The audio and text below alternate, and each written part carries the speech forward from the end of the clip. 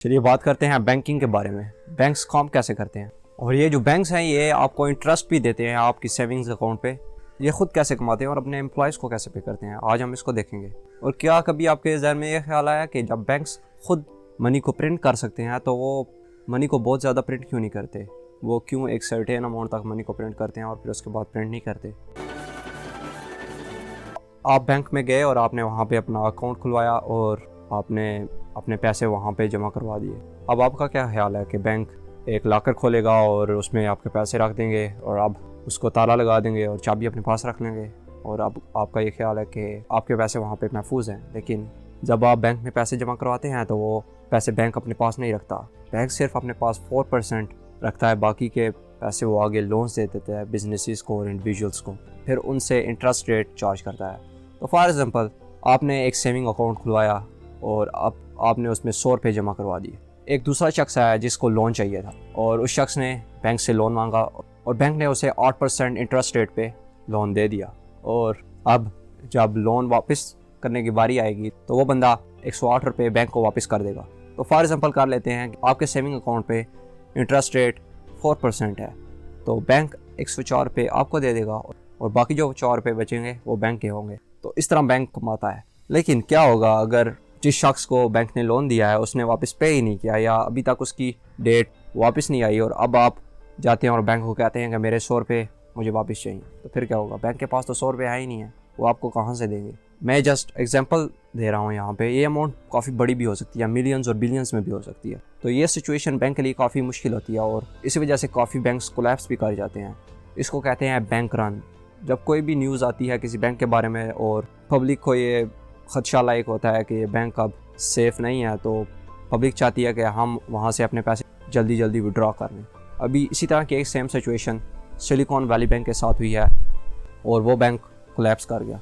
और अब बैंक बहुत ज़्यादा पैसे प्रिंट क्यों नहीं कर सकते? ये जानने से पहले हम बैंकिंग की हिस्ट्री को देख लेते हैं कि बैंकिंग एक्चुअली स्टार्ट कहाँ से हुई। तो एंशियंट बैंकिंग की टाइमलाइन हमें मिलती है 2000 BCE से लेकर 100 CE तक, जिसका मतलब है बैंकिंग की हिस्ट्री भी उतनी ही पुरानी है जितनी ह्यूमैनिटी है। और जो पहला रिकॉर्डेड बैंकिंग एक्टिविटी का एविडेंस हमें मिलता है वो हमें एंशियंट मेसोपोटामिया से मिलता है, जहाँ पे ताजर जो थे वो फार्मर्स को ग्रेन लोन्स दिया करते थे। मिस्र और जो ग्रीस थे वो सर्व करते थे एज रिपोजिटरीज और ये सिटीजन्स को लोन्स भी दिया करते थे।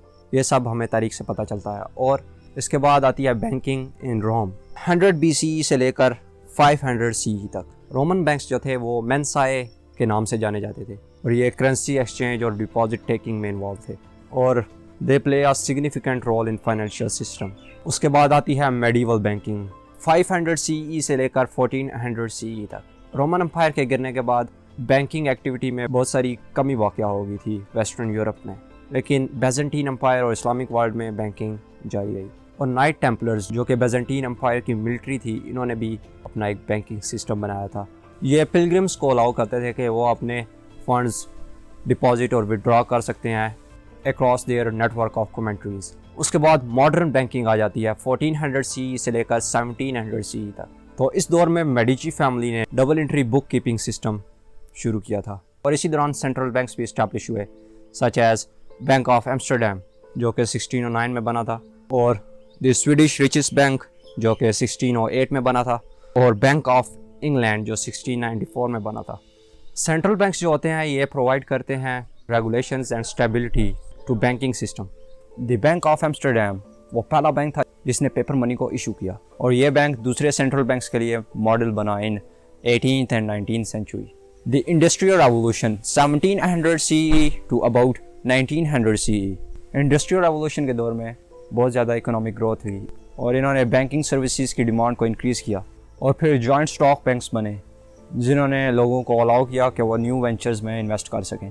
और सेंट्रल बैंक्स ने बैंक नोट्स इशू किए और मनी सप्लाई को मैनेज करना शुरू कर दिया। और 20th सेंचुरी के शुरू में गोल्ड स्टैंडर्ड इंट्रोड्यूस किया गया। गोल्ड स्टैंडर्ड का मतलब ये था कि जो मनी है ये बैक्ड बाय गोल्ड है, बेसिकली इसकी एक गोल्ड वैल्यू है। कोई भी फॉर एग्जांपल अगर डॉलर है तो इसकी एक गोल्ड वैल्यू होगी और गवर्नमेंट के पास बहुत सारा सोना पड़ा होता था, उसके बदले में वो आपको पेपर मनी दे देते थे। लेकिन इसके बाद गोल्ड स्टैंडर्ड को भी ख़त्म कर दिया गया और फिर डिजिटल बैंकिंग का दौर शुरू हुआ। डिजिटल बैंकिंग में क्रेडिट कार्ड्स और इलेक्ट्रॉनिक पेमेंट सिस्टम इंट्रोड्यूस हुए और इसके बाद ऑनलाइन बैंकिंग और डिजिटल करेंसीज वगैरह आ गए। तो अभी हमने बैंकिंग की हिस्ट्री और ये देख लिया है कि बैंक कैसे काम करते हैं। अब इस चीज़ को डिस्कस करते हैं कि बैंक्स अपनी मर्ज़ी के मुताबिक बहुत ज़्यादा पैसा प्रिंट क्यों नहीं कर सकते। तो इसका सिंपल सा आंसर है इन्फ्लेशन। तो अगर बैंक्स अपनी मर्ज़ी से पैसे प्रिंट करना शुरू कर दें तो इन्फ्लेशन आ सकती है। इसका मतलब है कि हमारे पास पैसा तो बहुत ज़्यादा हो जाएगा लेकिन उस पैसे की कोई वैल्यू ही नहीं रहेगी।